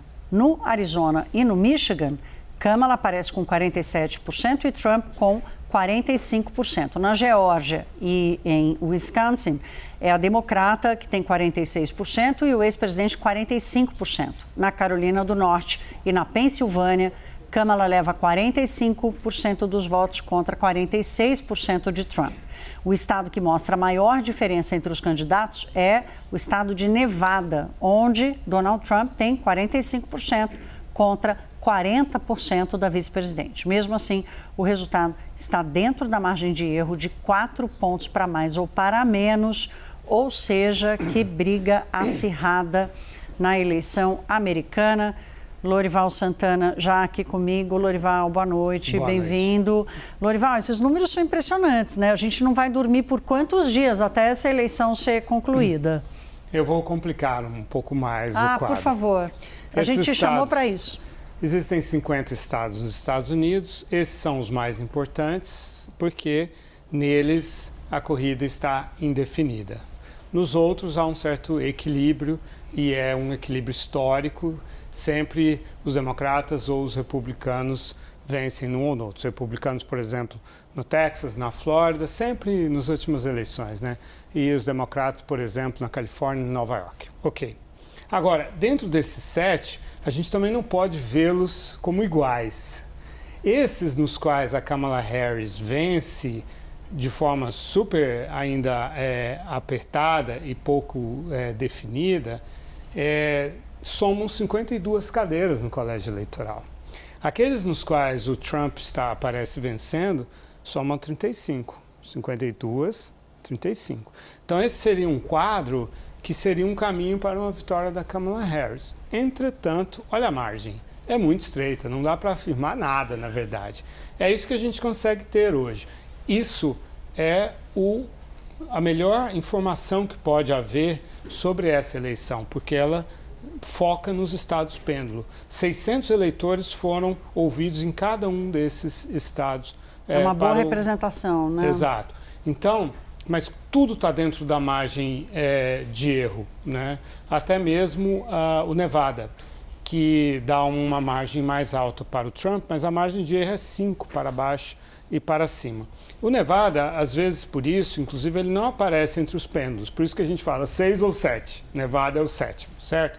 Mas tem gente, por exemplo, que acha impossível que na Geórgia, por exemplo, o Trump vá perder, rejeita a ideia de que a Geórgia é um estado pêndulo, mas é o que as pesquisas vêm mostrando de forma consistente. Então, a Pensilvânia é o que tem mais delegados no colégio eleitoral dessa lista, são 19, existem aí estados que têm 16, estados que têm 15 e tal, mas a Kamala sai ganhando no cômputo total. Entretanto, a gente está olhando para isso e a conclusão, a utilidade desses números é dizer o seguinte: não tem um vencedor ainda. Há 25 dias da eleição, não temos ideia de quem vai vencer. Provavelmente vai ser uma apuração bastante longa. A última eleição, a CNN, que é a referência mundial para a projeção, quando a CNN dá a sua projeção, todos comemoram ou sofrem. Foi até sábado, né? A eleição é terça. Só no sábado, ao meio-dia, eu estava aqui ao vivo quando o Wolf Blitz anunciou a vitória de Joe Biden na projeção da CNN. Pode ser que demore até mais. Vamos saber no início da semana da eleição quanto tempo levará para sair a projeção do resultado. Estamos ávidos. Obrigada, Lorival. Uhum. O governo do presidente Javier Milei anunciou que vai fazer um teste de idoneidade para os funcionários públicos da Argentina. E aqueles que reprovarem podem ser demitidos. Em coletiva, o porta-voz de Milei, Manuel Adorni, disse que os testes serão padronizados online e aplicados em dezembro tanto para servidores temporários como permanentes. A Casa Rosada diz que fará cerca de 2.000 testes diários em coordenação com a Universidade de Buenos Aires e que os contratos temporários que vencem no fim do ano somente serão renovados se os servidores forem aprovados no exame. A Casa Rosada inclui os testes de idoneidade entre as medidas que qualifica como de racionalização do Estado e diz que a partir de 2025 somente serão contratados funcionários públicos que forem aprovados no exame. Desde que assumiu o poder em dezembro, o presidente argentino Javier Milei cortou 10 de 18 ministérios e afirma ter diminuído pela metade os cargos hierárquicos e as secretarias do governo federal. A Casa Rosada diz que o objetivo dos testes é avaliar pontos elementares para o desempenho de funções públicas. Mas, segundo o porta-voz do governo, os critérios de idoneidade que serão avaliados ainda não foram definidos. O anúncio dos exames de idoneidade foi repudiado pelo secretário da Associação dos Trabalhadores do Estado, Rodolfo Aguiar, que questionou na rede social X a exigência de que servidores que estão há anos trabalhando em organismos públicos façam testes para continuarem em seus cargos. Um respiro de paz. A organização japonesa Nihon Hidankyo venceu o Prêmio Nobel da Paz. Esse grupo foi criado por sobreviventes das bombas atômicas de Hiroshima e Nagasaki. O Nobel reconhece os esforços do movimento para um mundo livre de armas nucleares.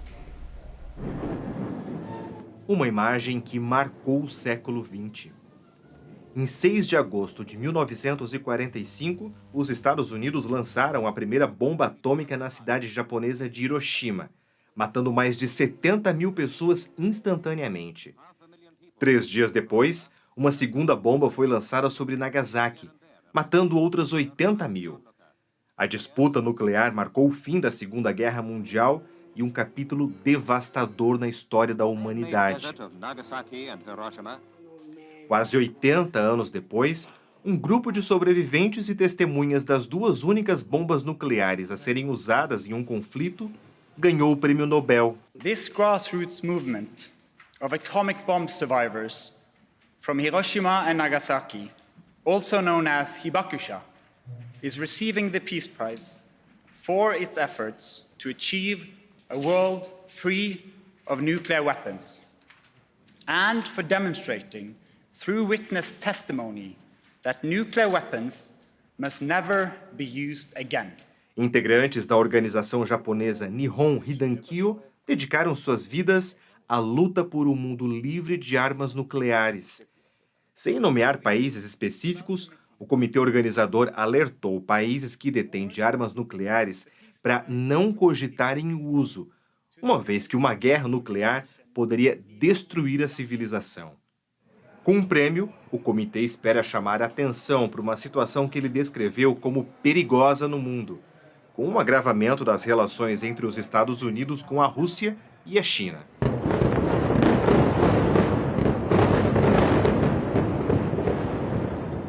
O Nobel é concedido em meio a duas grandes guerras na Ucrânia e no Oriente Médio, com a Rússia ameaçando usar armas nucleares. A cerimônia oficial de entrega do Nobel vai acontecer no dia 10 de dezembro, em Oslo, na Noruega. Depois de anos de dedicação, o grupo apenas comemora essa grande vitória. Bela escolha. O Cultura Prime de hoje dá um pulo na Flip, a Festa Literária Internacional de Paraty, no Rio de Janeiro. Essa edição dá protagonismo à pluralidade na literatura e traz um respiro no meio da natureza. Uma fila gigantesca para um festival de literatura e num lugar rodeado de natureza e muita história. Paraty, a Flip 2024 chegou à cidade com bons encontros. Nessa edição, a festa ocupa as ruas com arte e pluralidade literária. Serão 20 mesas com nomes como o escritor Jefferson Tenório, a ativista indígena Chai Suruí e também o youtuber Felipe Neto. Além de música, literatura com som na Igreja da Matriz. Motivo de sobra para festejar a poesia na arquitetura colonial de Paraty. Assim a gente encerra essa edição do CNN Prime Time. Uma boa noite. Pense bem, pense CNN.